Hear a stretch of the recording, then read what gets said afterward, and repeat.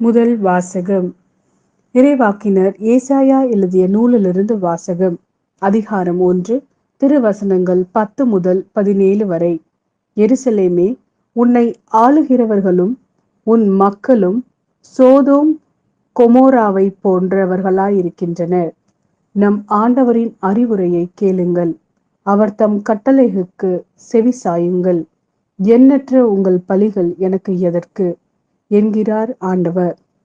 ஆட்டுக்கிடாய்களின் எரி பலிகளும் கொழுத்த விலங்குகளின் கொழுப்பும் எனக்கு போதுமென்றாகிவிட்டது. காளைகள், ஆட்டுக்குட்டிகள், வெள்ளாட்டு கிடாய்கள் இவற்றின் இரத்தத்திலும் எனக்கு நாட்டமில்லை.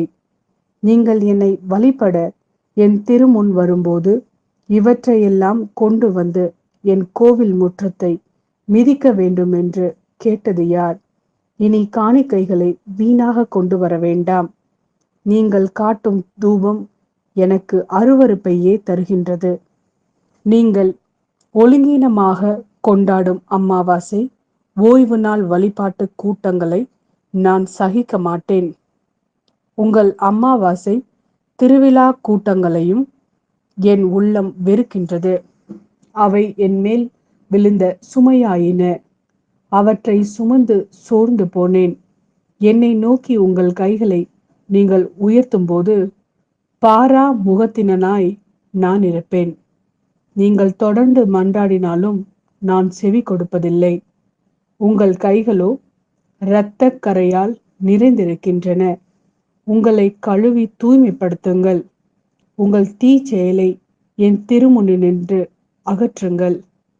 தீமை செய்தலை விட்டொழியுங்கள். நன்மை செய்ய கற்றுக்கொள்ளுங்கள்.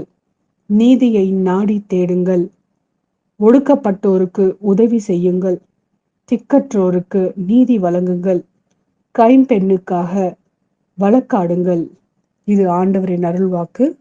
இறைவா, உமக்கு நன்றி.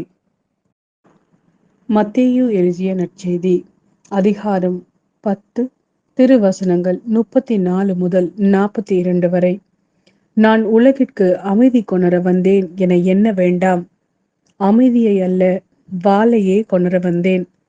தந்தைக்கு எதிராக மகனையும், தாய்க்கு எதிராக மகளையும், மாமியாருக்கு எதிராக மருமகளையும் நான் பிரிக்க வந்தேன். ஒருவருடைய பகைவர் அவரது வீட்டில் உள்ளவரே ஆவர்.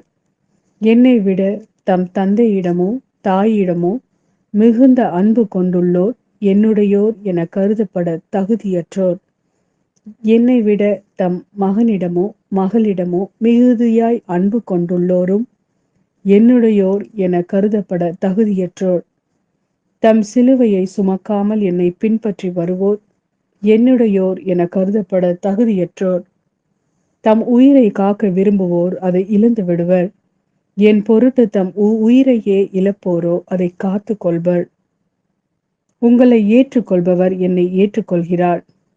என்னை ஏற்றுக்கொள்பவரோ என்னை அனுப்பியவரையே ஏற்றுக்கொள்கின்றார்.